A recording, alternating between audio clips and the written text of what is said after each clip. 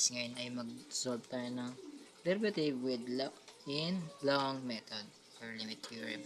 So, meron tayong given na y equals x cubed minus 5x plus 2.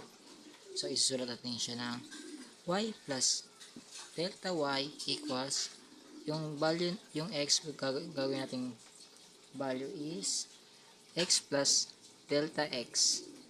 Kaya yun, kaya ito. Yeah.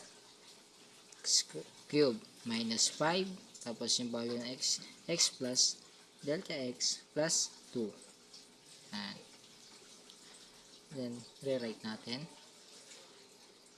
Delta y equals x plus delta x cube minus 5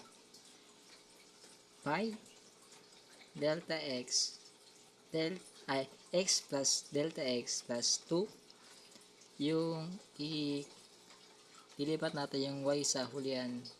Yan, ilipat lang. Then next, alaman natin yung isusulat, kopyahin ulit natin tong equation and susulat lang natin yung value ng y, which is x cube minus 5x plus 2. So next na gagawin is expand na natin itong x plus delta x squared.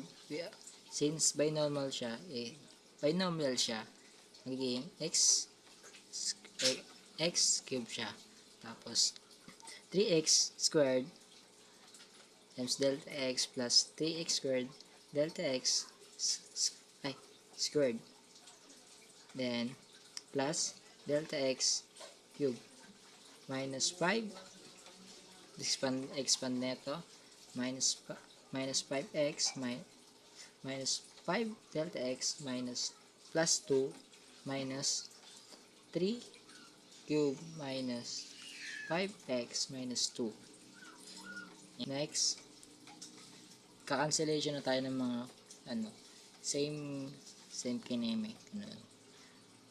First, yung dito is x cube. Yan. Next, yung 5x. Next, yung plus 2 in negative.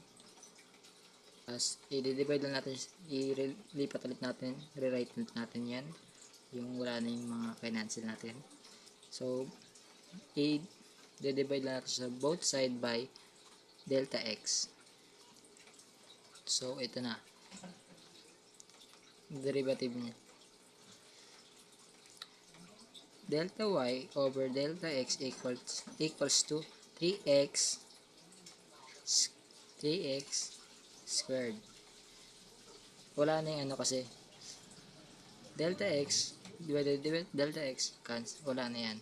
Then next, 3x plus 3x delta x delta x squared divided by delta x, matitira ang delta x na lang. Next, delta x cube, matitira delta x squared minus 5 kasi cancel rin.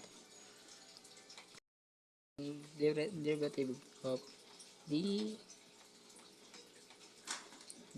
over dx equals to lim of delta y over delta x approaches to 0. Copy lang natin to equation, then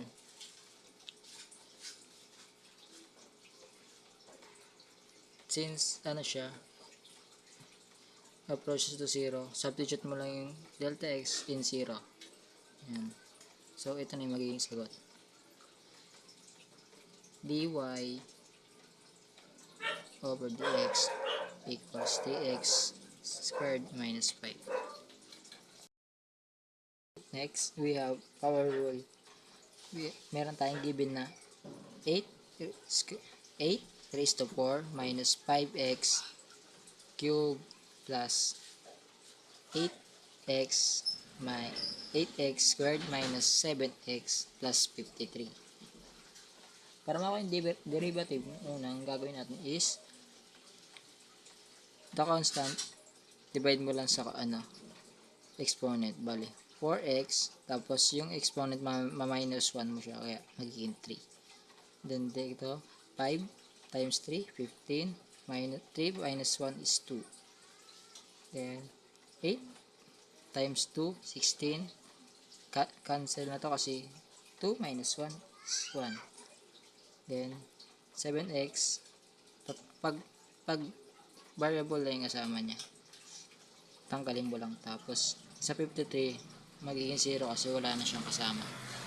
Yun lang guys. Okay, bye.